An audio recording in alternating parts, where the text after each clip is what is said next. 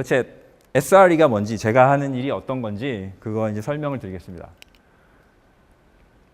Site Reliability Engineering이라는 거는 기본 궁극적인 목표는 구글의 그 웹사이트들이나 서비스들이 항상 동작하게 만드는 데 있어요. Reliability라고 하는데, 그래서 구글 사용자들은 당연히 전 세계 사용자들이 언제 어디서 구글을 써도 절대 돌아가야 되니까 그 사용자들의 기대를 이제 만족시키기 위한 거고요. SRE의 중요한 일 중에 하나가 사용자들 입장에서는 새로운 기능이 빨리빨리 도입이 될 수 있도록 하는 것이 또 중요한 것이죠. 그러니까 사용자들에게 새로운 기능들이 빨리빨리 딜리버리가 되도록 하는 것과 그거 동시에 그런 일들이 사이트를 죽지 않게 하는 그 두 가지를 한꺼번에 만족시키도록 하려는 것이 SRE의 목표입니다. 그래서 개발을 하는 곳과 이렇게 별도의 SRE라는 조직을 두는 이유는, 개발하는 분들의 이제 목표는, 첫 번째 목표는 일단 새로운 기능을 만들어서 새로운 기능을 빨리 내보내는 것이고요. 이제 그게 첫 번째 목표가 되다 보면 사실은 이제 reliability나 long-term maintenance 같은 부분에 있어서는 조금 소홀하게 되죠. 왜냐하면 한 사람이 두 가지 프라이어리티를 한꺼번에 이제 밸런싱하는 게 쉽지가 않거든요. 회사 내에서는 그 밸런싱을 이렇게 조직을 두 가지를 둠으로써 한 조직은 피처에 더 집중을 하고 한 조직은 reliability 집중하게 함으로써 이제 의사결정을 하는 분들이 두 조직에서 이제 두 조직의 인풋을 다 받아서 이제 밸런스 아웃을 하려는 것이죠. Serve request, 그러니까 사용자의 요구를 이제 서브를 해야 되는데 어떻게 하냐? Reliably, quickly, cheaply. 그러니까 항상 돼야 되고 빨리 돼야 되고 그리고 이제 최소한의 비용으로 이제 돼야 되는 것이죠. 그리고 뭐 당연하게도 그 세 가지를 다 한꺼번에 해야 되는 거죠. 왜냐하면 그 셋 중에 하나를 드랍을 하면 사실은 굉장히 쉽게 더 할 수 있으니까. 이제 그러면 large scale 웹 서비스를 이제 만들 때 어떻게 하느냐 하는 거를 이제 한번 해보도록 하겠습니다. 자, 예를 들어서 트위터나 아니면 레딧 같은 그런 사이트를 직접 만드신다고 상상을 한번 해보세요. 그러면은 HTTP를 핸들링한 서버가 있을 거고, 그 MySQL 같은 데이터베이스 백엔드가 있겠죠. 그래서 웹 브라우저가 그 프론트엔드에 이제 리퀘스트를 보내서 데이터베이스 액세스 해가지고 데이터 갖고 오면은 다 됐죠? 그러면 끝난 거 아닐까요? 예, 이런 구조가 되겠죠. 사용자가 웹 서버에 이제 리퀘스트를 보내고 웹 서버는 데이터베이스에서 데이터를 갖고 와가지고 뭐 HTML 만들어서 이제 사용자한테 보내는. 몇 분이서 쓰는 서비스면 저렇게 만들면 이제 할 일이 다 끝났을 거예요. 그런데 구글의 경우에는 이제 여러 가지로 스케일링을 해야 되는데, 이제 첫 번째 스케일링 해야 되는 게 사용자 숫자죠. 그래서 사용자가 1억 명이 된다고 하면 방금 말씀드린 그 간단한 구조가 어떻게 바뀌어야 되느냐. 그러면 사용자의 1억 명이라는 뜻이 무엇인가 이렇게 들여다보게 되면, 그 1억 명의 사용자가 하루에 10번씩 서비스를 사용한다고 가정을 하면, 그리고 한 번 쓸 때마다 HTTP 리퀘스트가 10개씩 온다고 가정을 해보죠. 왜냐하면 뭐 자바스크립트 패치도 해야 될 거고 이미지 패치도 해야 될 거고 여러 가지로 그 페이지 하나에 여러 가지가 있으니까요. 그러면은 그거는 하루 평균 동안 평균적으로 10만 QPS의, 그러니까 query per second이 리퀘스트가 이제 들어오게 되겠죠.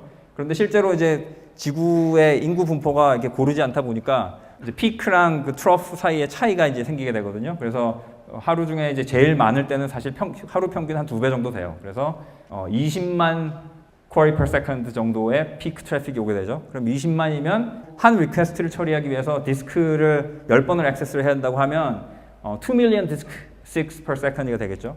그 얘기는 뭐냐 하면 디스크 하드 드라이브 하나가 1초에 10씩 정도를 할 수 있어요. 그 얘기는 이제 디스크가 2만 개 정도 필요하고, 디스크가 2만 개가 있으려면 서버가 한 뭐 800 몇십 대 정도 24 디스크라고 가정하면 저렇게 많이 필요하죠. 그래서 중요한 거는 이제 사용자가 많아지면 컴퓨터도 굉장히 많이 필요하더라. 그래서 실제로 이제 웹 서버를 이제 여러 개로 늘리고 데이터베이스도 마찬가지로 여러 개로 애플리케이션을 해서 이렇게 만들게 되죠. 이렇게 하면 이제 사용자 스케일이 되죠. 매번 이제 상자를 여러 개 그리기 귀찮으니까 그냥 상자 하나로 이렇게 표시를 하지만 사실은 이제 각자가 레플리케이션이 되어 있는 거죠. 이제 첫 번째로 이제 사용자가 이렇게 많아졌는데, 사용자만 많아진 게 아니라 서빙하는 데이터도 또 많아져요. 예를 들어 구글 서치 같은 경우는 웹 전체의 사이즈가 기하급수적으로 증가를 하다 보니까 데이터 사이즈가 엄청나게 커지죠. 그럼 데이터 사이즈가 커지려면 또 서빙 아키텍처가 어떻게 바뀌어야 되느냐. 가장 이제 그냥 쉽게 생각하면 데이터베이스를 그냥 머신을 1000배로 크게 만들면 되지 않냐. 그런데 1000배로 크게 만들 수가 없죠. 왜냐하면 머신을 일정 이상 크게 만들 수가 없으니까. 그러니까 그걸 처리하기 위해서 이제 큰 데이터를 1000개로 쪼개서 뭐 필요에 따라서 적당한 숫자로 쪼개서 각각의 머신은 그 일부의 데이터만 한꺼번에 처리하도록 만들어서 이제 소프트웨어로 이제 처리를 해야 되는 거죠. 그러면 데이터와 사용자를 스케일링 했으면 그게 끝이냐? 또 그게 아니더라고요. 왜냐하면 기능이 또 무지막지하게 시간이 지날수록 무지막지하게 많이 늘어나요. 그래서 처음에는 아주 간단한 기능이 하나였는데 이제 굉장히 많은 기능들이 늘어나죠. 그래서 일하는 엔지니어 숫자도 늘어나고 엔지니어 숫자와 피처가 늘어나다 보니까 굉장히 많은 기능들이 들어가는데 그러면 뭐가 문제가 또 되느냐? 웹서버에 이제 어플리케이션 로직들이 막 들어가는데 그런 코드를 100배를 더 집어넣으면 되느냐? 그러면 또 여러 가지 문제가 생기기 때문에 서버를 이제 여러 가지 조각으로 쪼개게 되죠. 그래서 여러 가지 서버가 여러 가지 레벨에서 이제 동작하게 되는데 그 그림을 이제 계속 크게 하면 안 되니까 이제 줄였죠. 그러면은 이제 그렇게 이제 만들고 나면 이제 사용자 입장에서는 사용자가 웹서버 하나에 사실은 이제 사용자 한 명은 웹서버 하나에만 이제 리퀘스트를 보내는 거니까 그럼 어떻게 하면은 그 만 대 뭐 몇만 대 되는 웹서버한테 그 사용자들이 접속하게 만들 것이냐.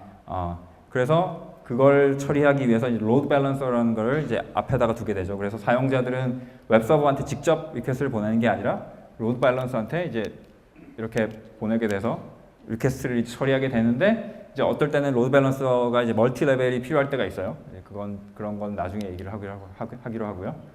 그런데 그러면 사용자 입장에서는 어떻게 하면 그럼 로드 밸런서한테 리퀘스트를 보내느냐? 그럼 DNS 룩업을 통해서 하게 되는데 그러다 보니까 이제 DNS 서버를 이제 컨트롤할 필요도 있죠. 왜냐하면 이제 DNS 서버를 통해서 저희가 어느 로드 밸런서가 동작을 하는지 안 하는지 사용자를 옮기고 해야 되니까.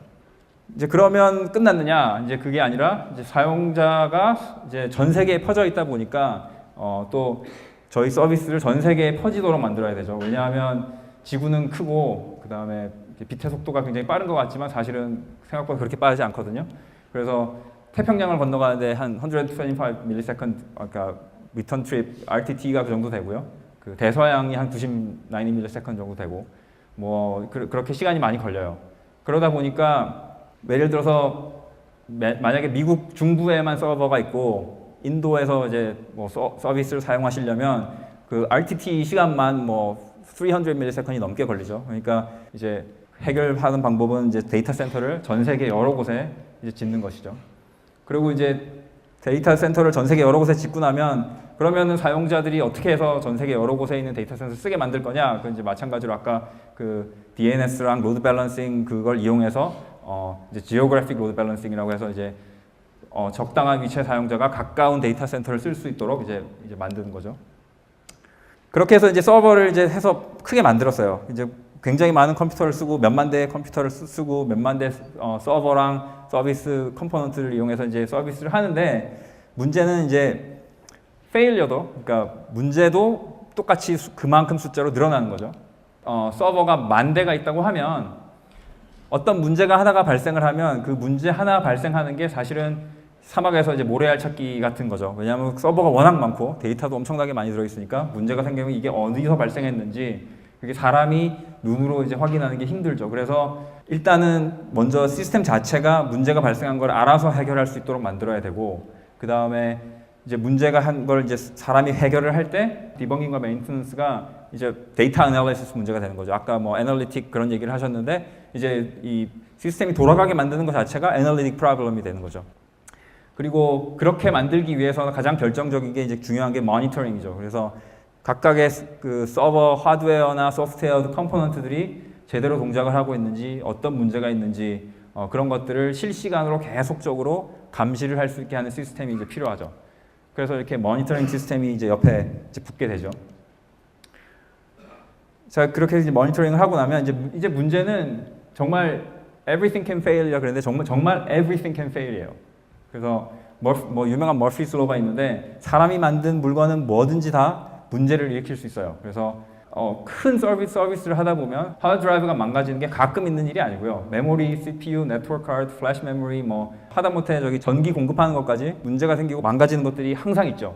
그래서 그런 문제가 발생했을 때 자동으로 이제 소프트웨어가 이 모든 문제들을 워크어라운드하고 해결해 나갈 수 있도록 만드는 것이 이제 저희 SRE들의 일이죠. 그래서 예를 들어서 어떤 컴포넌트가 5년에 5% failure rate이 이제 있다고 하면은 머신 이제 기계가 10,000대가 되면은 그 얘기는 10,000대 중에 5,000번 이제 failure가 일어날 거라는 얘기니까 평균으로 따지면 하루에 2.7 컴포넌트가 이제 문제가 생기는 거죠. 근데 사실상 이제 구글처럼 많은 컴퓨터를 관리하다 보면 failure라는 거는 그냥 계속 일어나고 있는 일이에요. 그러면 이제 그 계속 일어나는 failure를 어떻게 핸들하느냐? 이제 전통적인 방법은 이제 redundancy, 그래서 failure가 일어날 만한 컴포넌트를 이제 2배로 늘려서 이제 failure가 나면은 나머지 하나로 이제 바꿔가게 이렇게 하는 건데, 이제 모든 걸 다 2배로 하면 이제 비용이 2배로 들겠죠. 근데 이제 2배로 들게 할 필요까지는 없는 것이, 이제 2배로 하지도 않고 이제 할 수 있는 방법들이 여러 가지가 있죠. 이제 그래서 그런 방법들을 이제 사용하는데, 가장 이제 많이 망가지는 것이 이제 하드 드라이브고요. 그건 이제 머케니컬 디바이스다 보니까 로테이션, 그 웨어 앤 테어가 있어서 이제 하드 드라이브 같은 경우는 뭐 그냥 계속 망가진다고 생각하시면 되고, 그거 하다못해 파워 서플라이, 그러니까 그 전원 공급 장치도 실제로 굉장히 많이 망가지는 것 중에 하나예요. 그래서 뭐 10만 대가 있으면 1시간 하나씩 망가진다고 하는데 이제 뭐 계속 끊임없이 망가지죠. 머신 한 대가 망가지는 거는 대부분에 어떻게 해결을 하냐면, 그 머신 한 대가 망가졌을 때 자동으로 그 머신을 피해 가도록 소프트웨어의 여러 가지 레벨에서, 레이어에서 만들죠. 그 머신 매니지먼트 자체도 그렇고 그 서비스 소프트웨어 자체도 쓰고 있는 이제 백엔드 머신이 문제가 생기면 자동으로 다른 머신을 쓰도록 이렇게 그렇게 만들죠. 그리고 하드디스크에 이제 데이터가 저장이 돼 있으면 그 데이터가 언제든지 이제 없어질 수 있다고 가정을 하고, 항상 데이터가 필요한 그런 데이터일 경우에는 한 머신에만 저장하는 것이 아니라 여러 머신에 충분히 많은 수의 여러 머신에 저장을 해서 이제 하나가 죽더라도 데이터가 어베일러블하게 그렇게 유지를 하죠. 자, 그럼 이 사진이 그럼 뭐냐? 이게 지금 뭐 교통사고 난 사진인데, 저게 이제 뉴스 브로드캐스트하는 그 새들라이트이 달려 있는 그런 밴이에요. 그 밴이 저게 노스캐롤라이나인가 그런 것 같은데, 뉴스 이제 브로드캐스트를 하고 나서 이제 브로드캐스트를 할 때는 이제 새들라이트 안테나가 이렇게 접혀 있다가 위로 올라가거든요. 위로 올라가고 브로드캐스트를 하고 이제 오퍼레이션 하는 사람이 저걸 접는 걸 까먹었어요. 그래서 까먹고 운전을 하다가 이제 파워라인을 건드려 가지고 파워라인이 나갔죠. 저게 이제 저희 데이터 센터에 들어오는 파워라인을 끊어서 이제 그 파워라인으로는 전기가 나간 거죠. 저런 일들이 뭐 굉장히 드문 일인 것 같지만, 데이터 센터가 많아지고 그 다음에 사용 시간이 길어지다 보면 저런 일이 아주 흔하게 있는 일이에요.